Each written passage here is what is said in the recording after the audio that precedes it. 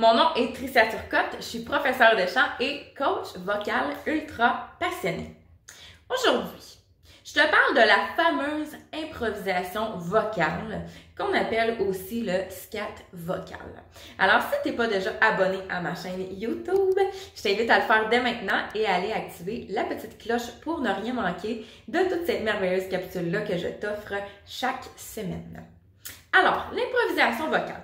On pourrait penser que c'est seulement dans le jazz qu'on en fait, mais c'est pas vrai. On peut autant en retrouver, par exemple, dans la musique pop, où je vais faire «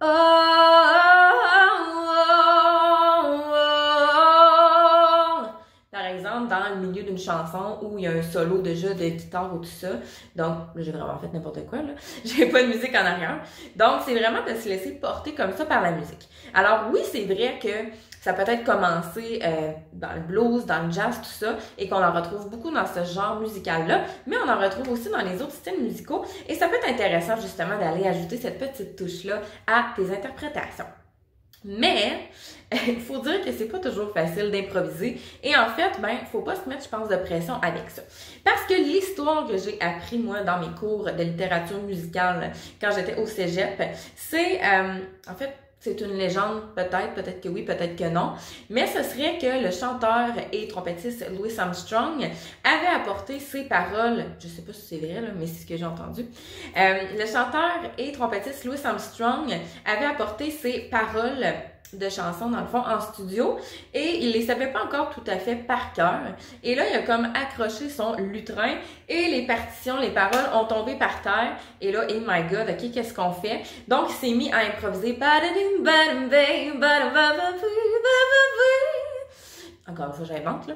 Alors, il s'est mis à improviser comme ça au lieu de bafouiller puis pas savoir quoi dire, parce que les sessions d'enregistrement, ça coûtait énormément cher. Donc, il pouvait pas nécessairement se permettre de faire comme « OK, on arrête ça ». Il n'y avait pas de montage, c'était « OK, on enregistre ça et ça va être ça tel quel ». Donc, c'est un peu de là qu'est venu le scat, vraiment à cause d'une erreur. Et par la suite, ils ont conservé ça sur l'album, et les autres chanteurs ont fait comme « Ah, c'est vraiment intéressant ça », puis c'est vrai que, tu sais, pourquoi si un guitariste, un pianiste, peu importe, peut improviser, pourquoi qu'au niveau du chant, on le ferait pas aussi? Donc, c'est devenu de plus en plus populaire dans la musique. Et ce qu'il faut savoir de l'improvisation ou du scat vocal, c'est que faut avoir justement un certain lâcher-prise. C'est pour ça que je t'ai raconté cette petite histoire-là, parce qu'il aurait pu paniquer puis faire comme « Oh my god, je viens de rater ma chanson, je viens de dépenser je sais pas combien d'argent pour rien. » Fait qu'il faut vraiment être dans le lâcher-prise, puis il faut se laisser aller.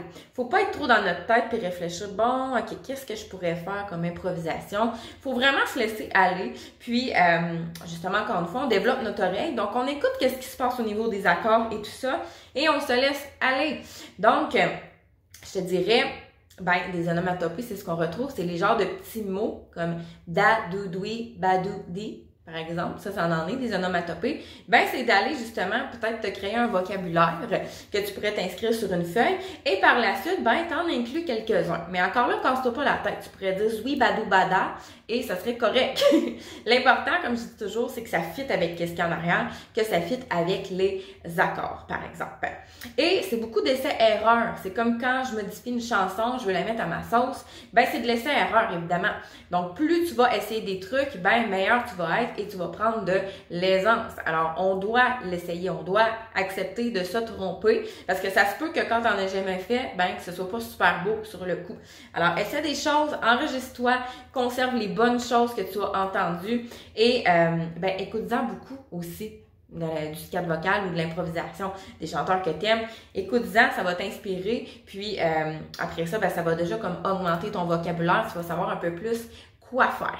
Alors, ça serait mes 3 clés pour toi aujourd'hui pour réussir à bien improviser. Alors, oui, il faut développer notre oreille, mais mis à part ça, les 3 clés, ça serait de lâcher prise, faire beaucoup d'essais-erreurs et former ton oreille à écouter. La clé numéro 3, former ton oreille à écouter beaucoup d'improvisation. Alors, ça va t'aider et au début, tu peux commencer aussi sans nécessairement que ce soit tout toi qui les invente, ben essaye d'aller imiter des solos qui ont déjà été faits d'improvisation. Alors, ça va t'aider aussi à prendre de la confiance.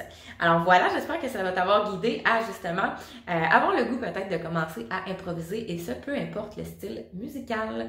Donc, on se dit à très bientôt pour une prochaine capsule!